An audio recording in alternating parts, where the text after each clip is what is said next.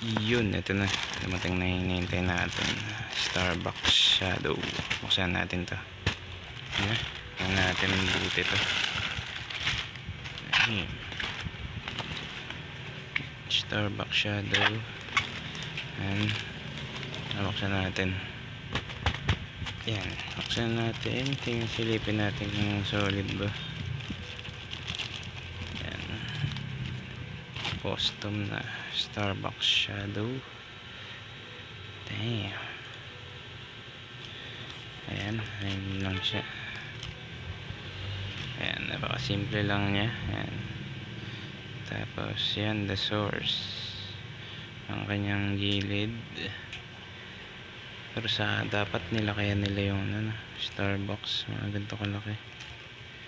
Maliit lang yung ano eh.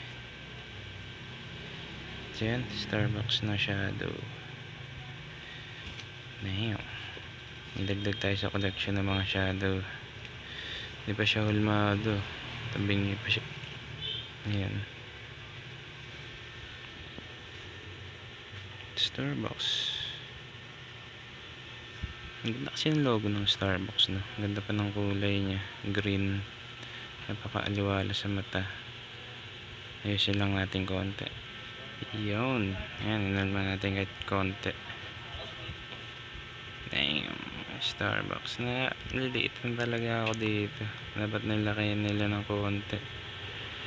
Pakita ko yung iba nating shadow dito. Yun yung iba nating shadow. Medyo malalaki. Malalaki yung ayun, dapat nilakayan nila. Kaya naman eh. Ito nga, sobrang laki. Mas malaki pa. Oh, diba? Compare mo dito. Ang laki ng lettering niya. Diba? Tinipid na ito sa tinipid sa sinulid.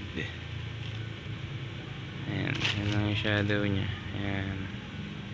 Yan ito yung iba nating Starbucks. Yung istot natin nandun eh. Hindi ko na kinuha. Basta istot yan. Ayan. Ating Starbucks. Diba?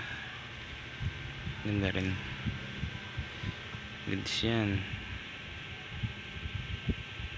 Ayan. Picturean muna natin.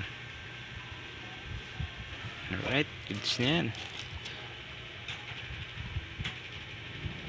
Ito iba gumawa na ito eh. Pero solid to.